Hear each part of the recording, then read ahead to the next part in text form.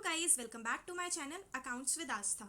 आप लोगों से एक रिक्वेस्ट है कि प्लीज़ आप लाइक और कमेंट करा करिए, जैसे मुझे समझ में आएगा कि आपको समझ भी आ रहा है या फिर नहीं। और बहुत से लोग सिर्फ देख के चले जाते हैं, वो लाइक नहीं करते हैं, तो प्लीज़ लाइक करिएगा। और अब हम शुरू करते हैं अपनी आज की पहली केस स्टडी से। Anshul manufacturers purchased 20 kg of raw material at 170 पर kg। डायरेक्ट ट्रांजिट कॉस्ट कितनी है हमारी 5 लाख। नॉर्मल ट्रांजिट लॉस कितना है 3%। अंशुल मैन्युफैक्चर ने कितने रिसीव किए 19,000। हमने भेजे कितने थे 20 kg 20,000 kg और पहुंचे कितने 19,000 kg। और इसमें हमने कंज्यूम कितने किए ड्यूरिंग द ईयर 17,600। हमारा जो परचेज प्राइस है उसमें 15 पर केजी जीएसटी भी इंक्लूड है, जिसमें कि फुल क्रेडिट अवेलेबल। और हमें अज्यूम करना है कि कोई भी ओपनिंग स्टॉक नहीं था, ठीक है। जिसमें भी जीएसटी होता है वो हमारी पहली बात तो प्राइस में तभी ऐड होता है जब हमें क्रेडिट अवेलेबल नहीं होता है। अब जब इस क्वेश्चन में हमें क्रेडिट अवेलेबल है तो 170 से हम क्या कर देंगे, माइनस कर देंगे 155। तो हमारा पर केजी अमाउंट कितना बच जाएगा 155। 170 से 15 माइनस कर देंगे तो 155 बच जाएगा। अब हम पहले क्वेश्चन में आते हैं। What will be the cost of material. तो निकालते हैं हम अपना कॉस्ट ऑफ मटेरियल कितना होगा। पहला तो हमारा परचेज कॉस्ट कितना 20,000 kg है, कितने में 155। तो ये करके हमारा कितना आएगा 1 लाख। और हमारा ट्रांजिट कॉस्ट कितना है, ट्रांजिट का कितना है, अरे यार 5 लाख। तो ट्रांजिट का भी ऐड हो जाएगा।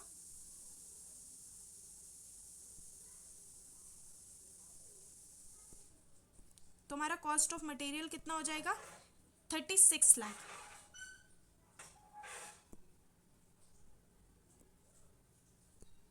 अब नेक्स्ट क्या पूछ रहा है, what will be the value of closing stock. ये हमने निकाला।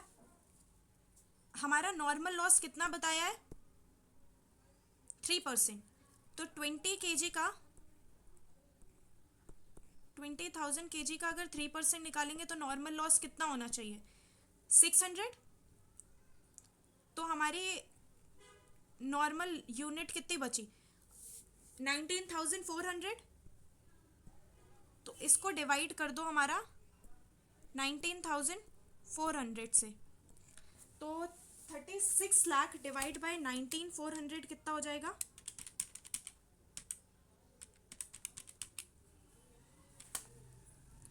185.5। तो हमारे ये कितना आ गया पर केजी आ गया। लेकिन हमें रिसीव कितने हुए 19,000 पर हमारा नॉर्मल लॉस माइनस करने के बाद कितना आ रहा है 19,400। तो हमारा ये जो डिफरेंस है वो हमारा क्या हो गया एबनॉर्मल लॉस हो गया। कितने का, इसके बीच का जो डिफरेंस है 4,000 का, वो हमारा क्या हो जाएगा एबनॉर्मल लॉस हो जाएगा।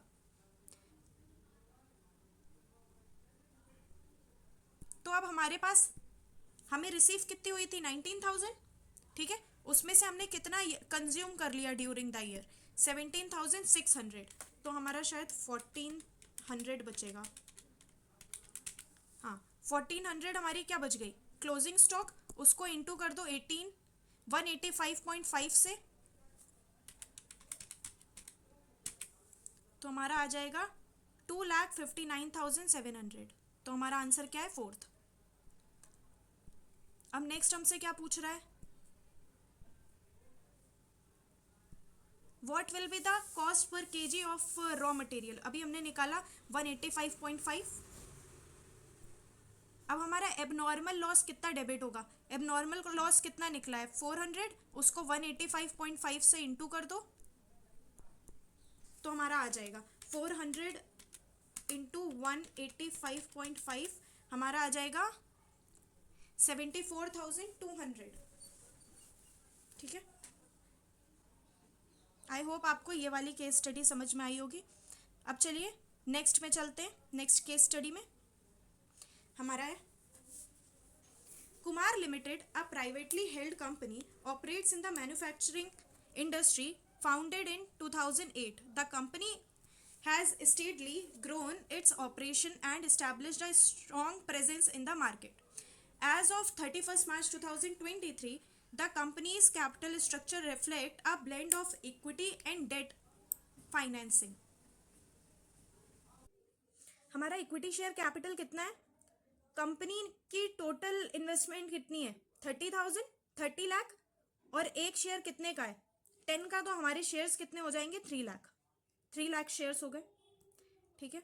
अब reserve and surplus, Kumar limited has accumulated reserve and surplus totalling 49 lakh, जिसमें कि जनरल रिजर्व है हमारा 32,50,000, और हमारा SPR है 6 लाख, P&L है हमारा 4,30,000, और रिवैल्यूएशन रिजर्व है हमारा 6,20,000।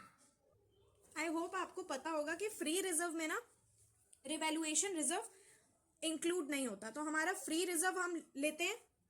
इसके बायबैक के कोई भी क्वेश्चन सॉल्व करने के लिए हम फ्री रिजर्व लेते हैं, रिवैल्यूएशन रिजर्व उसमें नहीं आएगा। तो हमारा फ्री रिजर्व कितने हो जाएंगे? हमारे पूरे टोटल जनरल रिजर्व कितने थे? 49 लाख, उसमें से माइनस कर दो 6.2 लाख, तो हमारे कितने बच गए? तो हमारे फ्री रिजर्व कितने बच गए? 42,80,000, ठीक है। ये हमारे फ्री रिजर्व बच गए। हमारे हमारे पास लोन कितना है? 42 लाख, और हमारा यहाँ पे आप पढ़ोगे तो यहाँ पे आपका बायबैक प्राइस दे रखा है 30 पर शेयर।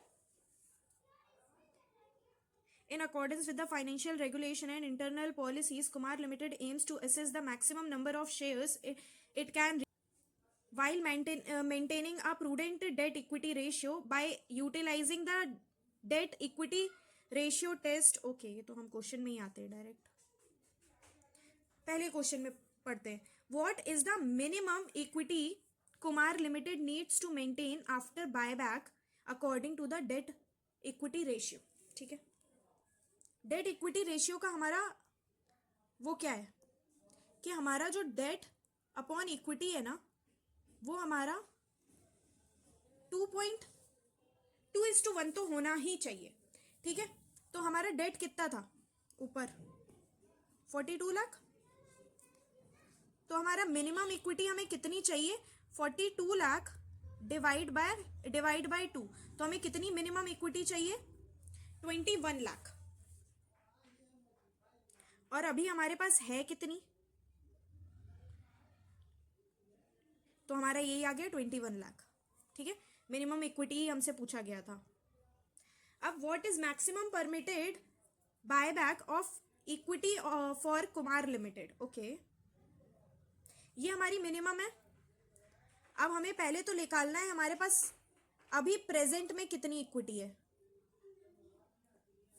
प्रेजेंट में हमारे पास कितनी इक्विटी है? एक तो हमारे पास ये 30 लाख है, और ऊपर से ये 42,80,000, तो हमारे पास प्रेजेंट में कितनी है? 30 लाख प्लस 42.8 लाख, तो हमारे पास अभी है कितनी? 72,80,000, और उसमें से हमें मिनिमम चाहिए कितनी? 21 लाख, तो हमारे पास मैक्सिमम कितनी आ जाएगी? 51.8 लाख। अभी मैं आपको बताती हूँ आप कहाँ गड़बड़ करते हो। वैसे तो चलो 51.8 लाख हमारा ऑप्शन में है ही नहीं, ठीक है, पर अगर होता तो बहुत से बच्चे ना 51.8 लाख ही लगा देते, पर आप ये भूल गए कि हमें इसमें से CRR का पार्ट भी तो हटाना है ना, हमें तो CRR का पार्ट भी हटाना है। तो अब हम CRR का कैसे निकालेंगे? अब हमारे पास निकल आया मैक्सिमम परमिटेड। अब अगर आप इसको डिवाइड कर दोगे हमारे बायबैक प्राइस और नॉमिनल वैल्यू से, बायबैक प्राइस कितना है 30 और नॉमिनल वैल्यू कितनी है 10, तो 30 + 10 से डिवाइड कर दोगे तो हमारे मैक्सिमम शेयर्स निकल आएंगे एज पर कौन सा मेथड? हमारा डेट इक्विटी वाला। तो हमारा जब इससे आप करेंगे तो 51,80,000 डिवाइड बाय 40, तो हमारा आ जाएगा 1,29,500। देखिए अभी आपको एक मेथड भी होता है, अरे यार, तो आपके ये शेयर्स निकल आए। हम सीआरआर में कौन सी वैल्यू डालते हैं, नॉमिनल वाली। तो हमारी नॉमिनल वैल्यू कितनी थी, 10 है। तो हमें कितना उसके लिए सीआरआर के लिए, मैंने यहाँ पे एक और वाइट पेज ऐड नहीं किया, एक सेकेंड। तो यहाँ पे आपको सीआरआर में कौन कितना डालना है, 12,95,00,000, मतलब 12,95,000 डालना है।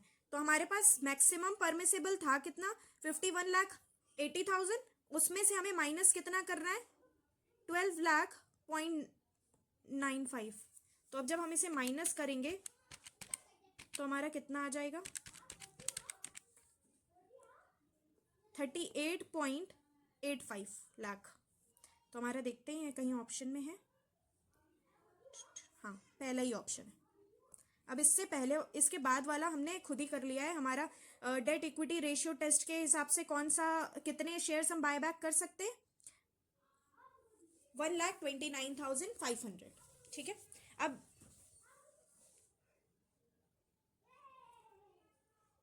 जैसे अगर किसी को ये डाउट आ रहा है ना कि हमारा ये 12,95,000 कैसे आया, तो ना मैं आपको एक और तरीके से करके दिखाती हूँ, जैसे हमारा पहले हुआ करता था। अरे मैंने प्रेजेंट वाली क्यों निकाल दी, ठीक है ठीक है, ये आया ना हमारा। अब हमारे पास प्रेजेंट इक्विटी कितनी है, 72,80,000। ठीक है। और हमारे पास मिनिमम कितनी चाहिए हमें, 21 लाख। बहुत से लोग ये करते होंगे कि हम अज्यूम कर रहे हैं हमारा सीआरआर कितना है, एक्स, और हमारा बायबैक का प्राइस कितना है, बायबैक का अमाउंट कितना है, बायबैक कितने का था, 30 का। तो 0.3, पॉइंट नहीं 3x, 3x हो गया हमारा। तो हमारे पास प्रेजेंट कितनी है, 72,80,000। इसमें से हम माइनस करेंगे हमारा सीआरआर, और इसमें से माइनस करेंगे हम अपना बायबैक का अमाउंट। तो हमारा कितना आना चाहिए, 21 लाख आना चाहिए। तो आप जब आप इसे सॉल्व करोगे तो आपकी x की वैल्यू आ जाएगी, और x की वैल्यू को आप वो क्या बोलते हैं, x की वैल्यू को आप किससे डिवाइड कर देना, बायबैक की वैल्यू से डिवाइड कर देना। तो आपका आ जाएगा बराबर से 1,29,500। क्या करना है, x की वैल्यू निकालनी है, और x की वैल्यू को माइनस कर देना है किससे, हमारे बायबैक प्राइस से। तो हमारा बराबर आ जाएगा 1,29,500 शेयर्स। ठीक है।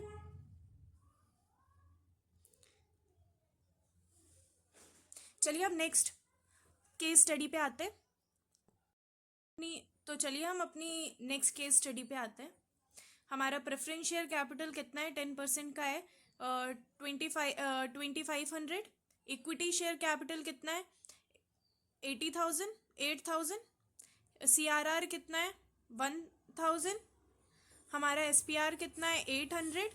जनरल रिजर्व हमारे पास कितना है, 6,000। प्रॉफिट एंड लॉस कितना है, 300। कैश कितना है, 1,650।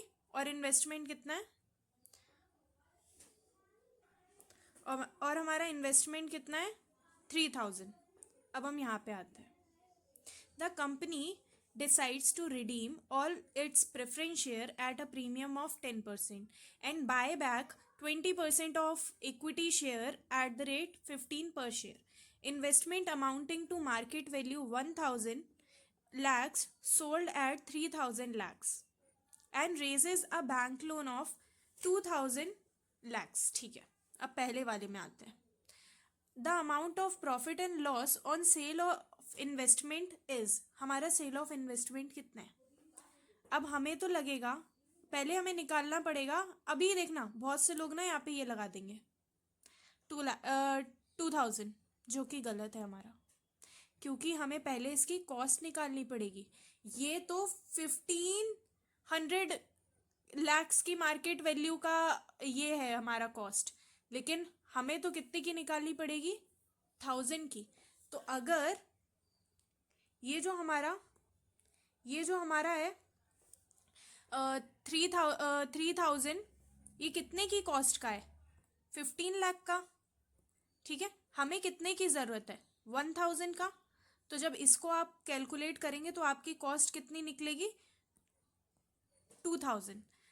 तो अब आप 3000 में 2000 माइनस करोगे तो आपका प्रॉफिट कितना आ जाएगा? 1000। तो हमारा आंसर क्या है इसमें? 1000। ठीक है, नेक्स्ट में आते हैं।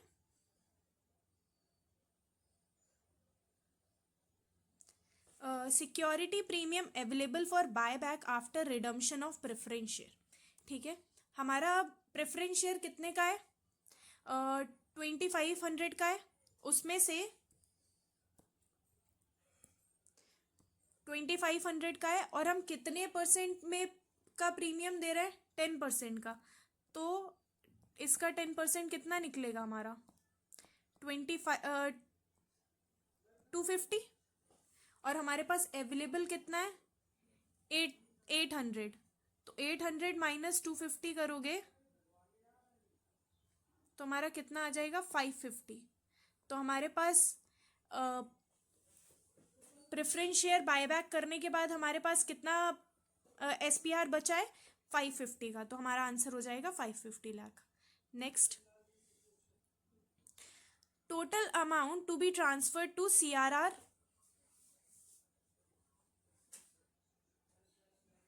तो हमारा CRR कितने का बनेगा? पहली बात तो CRR बनता किसका है? नॉमिनल वैल्यू का। तो एक तो यहाँ पे हम अपना क्या बोलते हैं, एक सेकेंड, एक तो यहाँ पे हम अपना प्रेफरेंस शेयर भी रिडीम कर रहे हैं और हम अपना इक्विटी शेयर भी कर रहे हैं। 8000 है हमारे इक्विटी शेयर, कितने के? 10 के। तो हमारे शेयर्स कितने होंगे? 800। और कितने में हमने रिडीम किए? 15। वैसे 15 क्यों, 10 का है ना, तो 10 का ही बनाएंगे। तो यहाँ पे हमारा ना ना ना, रुकिए रुकिए,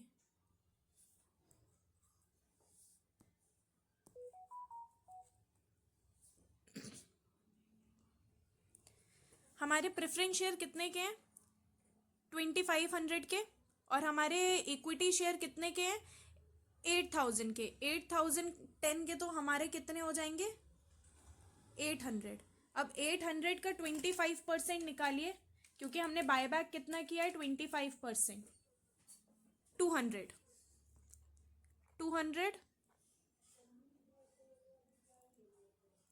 इंटू 10। तो ये हमारा कितना आ जाएगा?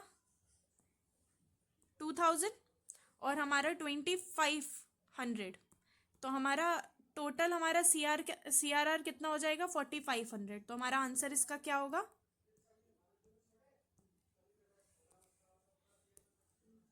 4500। ठीक है, अब कैश का देखते हैं।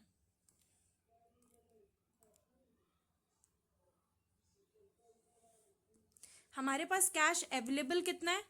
1650। ठीक है, 1650 अवेलेबल है। हमने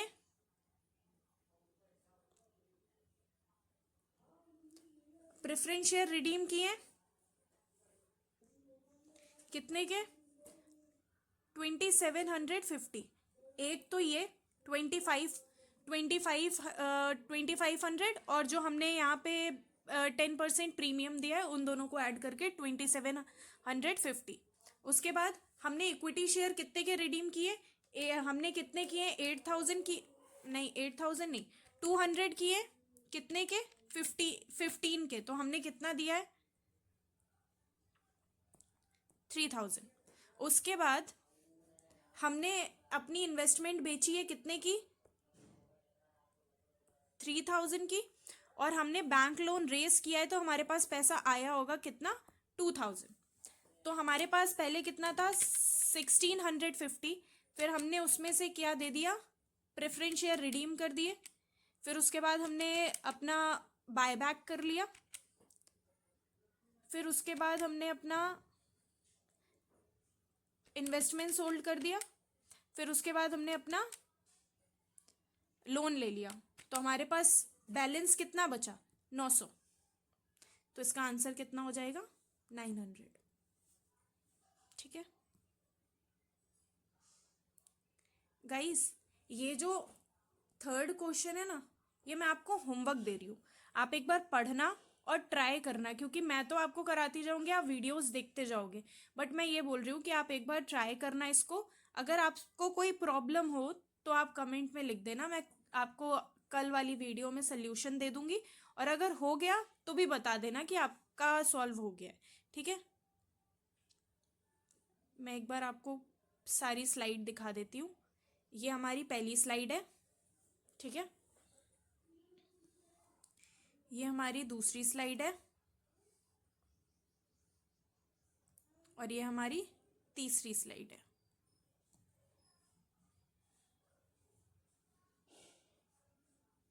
ठीक है, आज मेरे गले में थोड़ी सी प्रॉब्लम है, इस वजह से मैंने रुक रुक के भी पढ़ाया था, तो मैं आज सिर्फ 3 ही डाल रही हूँ, छोटी छोटी सी, ज़्यादा बड़ी नहीं है। तो मैं अब कल 5 से 6 केस स्टडी एक साथ डाल दूंगी। Thank you for watching.